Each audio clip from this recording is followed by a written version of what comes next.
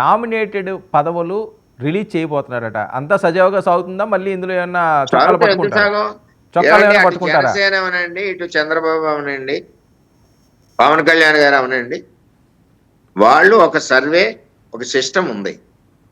మా దగ్గర ఉంది. క్లస్టర్ ఇన్ఛార్జ్ ఎలా పనిచేశాడు, యూనిట్ ఇన్ఛార్జ్ ఎలా పనిచేశాడు, సీనియర్ నాయకుడు ఎలా పనిచేశాడు, అదంతా లోకేష్ గారి దగ్గర ఉందా మానిటర్ అంతా. ఇక్కడ ఎవడ రికమెండేషన్ ఉత్తరాలు రాసి చేయవలసిన పని లేదు. మెరిట్ బేస్ గా అందరికి పదవులు వస్తాయి.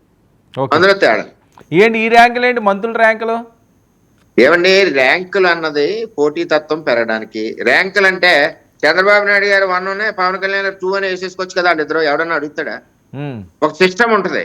నువ్వు ఎన్ని మీటింగ్స్ పెట్టావు, ఫైల్ ఏ టైంలో క్లియర్ చేసావు, ఎన్ని ఎన్ని ఏరియాలు నువ్వు మంత్రిగా ఎన్ని జిల్లాలు తిరిగావు, ఎక్కడెక్కడ మీటింగ్ పెట్టావు, ఎన్ని గ్రీవెన్సెస్ సాల్వ్ చేసి, ఇవన్నీ సిస్టమ్ ఉంటుంది. తెలుగుదేశం పార్టీ ఆ పార్టీలో ఎలా ఉంటదంటే, జగన్మోహన్ రెడ్డి పాలనలో 2.0 అన్నాడు కదా, 2 తీసేస్తే 0 అనుకోండి. లిక్కర్లో ఎంత కొట్టగలవు సంవత్సరానికి? జగనన్న ఆరోగ్యశ్రీలో ఎంత కొట్టగలవు? ఇవన్నీ ఏం పేర్లు? ఆంధ్రప్రదేశ్ రాష్ట్రకే జగనన్న రాష్ట్రం అంటే పోను. ఓకే, జగనన్న కాలనీలో ఎంత కొట్టగలవు? ఎంత కొట్టేశారు? చేపల చెరువులు మా గొల్లపురంలో, మా పిఠాపురంలో 66 ఎకరాల చేపల చెరువులు అప్పుడున్న వైసీపీ ఎమ్మెల్యే దగ్గర 25 కోట్లు కొట్టాడు. ఎక్కడ పోయినాయి? ఓకే, ఇవన్నీ చేసి అన్ని పెట్టేసుకుని ఊరికే ఇళ్ళ చూపించడం ఏంటండి? సూపర్ 6 ఇస్తాం, మీరు చూసి ఏడుస్తారు, కళ్ళ నీళ్ళు ఎట్టుకుంటారు. 30 ఏళ్ళు కాదు కదా, 40 ఏళ్ళు రారు. మీరు అసెంబ్లీ రావడానికి భయం, అసెంబ్లీలో ప్రజల గొంతుకు ఇప్పడానికి భయం. ఏం చేద్దంటే మీరు చేసిన తప్పులు అలా ఉన్నాయి. మీరు మాట్లాడేదేటి మాతోటి? జగన్మోహన్ రెడ్డి కూడా ట్రైనింగ్ అవ్వమనండి, ఎక్కడ అప్రెంటిస్ అవ్వమనండి, టీడీపీ ఆఫీసులు తీసుకుంటా అప్రెంటిస్ కింద తీసుకోమనండి, జనసేనలో కొన్నాళ్ళు పని చేయమనండి. 2 చోట్ల అనుభవం వస్తాయి. అప్పుడు మళ్ళీ మీరు 3.0కి వెళ్ళండి. 2 ఎందుకు? 3.0కి వెళ్ళండి. ఇక్కడ ఏది ఏమైనా ఈ రాష్ట్రం అభివృద్ధి. అమరావతి వెళ్ళి చూడండి, సిగ్గే ఇట్లేదా?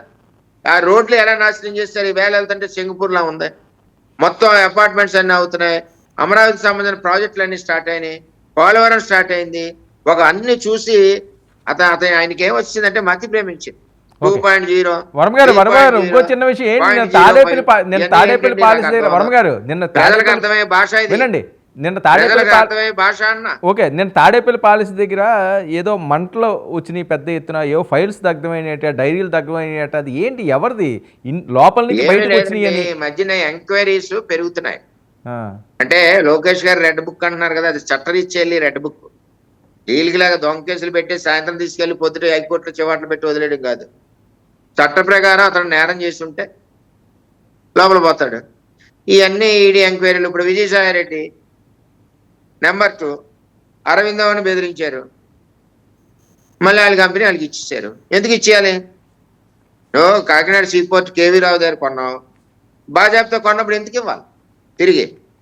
తప్పు చేస్తానే కదా. పోలీసులు వస్తే దొంగ ఏం చేస్తాడు? మెల్లవ చంపిన పుత్తులతో తీసుకొచ్చి అక్కడెక్కడో పడేస్తాడు పనిష్మెంట్స్. అమ్మగారు అక్కడ దొరికిందని అంటాడు. అలాగే ఇంపార్టెంట్ ఫైల్స్ ఏమన్నా దగ్ధం చేశారనా మీ అనుమానం? ఏదండి? ఇంపార్టెంట్ ఫైల్స్ ఏమన్నా దగ్ధం చేశారనా? ఆధారాలు ఇంపార్టెంట్ ఇవన్నీ లెక్కలు ఉంటాయి కదా. ఇప్పుడు ఒక లెక్క అయితే దాచుకోవచ్చు. 1 కోటి రూపాయలు దాచుకోగలం, మనం 10 కోట్లు దాచుకోగలం. 1000 కోట్లు లిక్కర్ మీద వచ్చిన ఆదాయం, ఈ సంచులు గించులు ఎవరి దగ్గర పెట్టాం?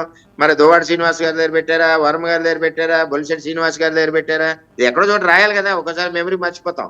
10 ఓట్లు లేదు అని చేతి ఇవన్నీ ఉన్న ఫైల్స్ గబుక్కుని ఎవడో అర్ధరాత్రి గడ తలుపు కొట్టి వెరిఫై చేస్తే ఏదో తలుపోడు ఎందుకని చెప్పి అగ్గుపల్లికి ఇచ్చాడు. ఆయన ఏ కంప్యూటర్లోనూ మొన్న అక్కడికి వెళ్ళారు కదా, లండన్ తీసుకెళ్ళి ఉంటారు, పెన్ డ్రైవ్ తీసుకెళ్ళి అక్కడ ఎక్కడో పెట్టి ఉంటారు. ఎవరెవరు ఎంత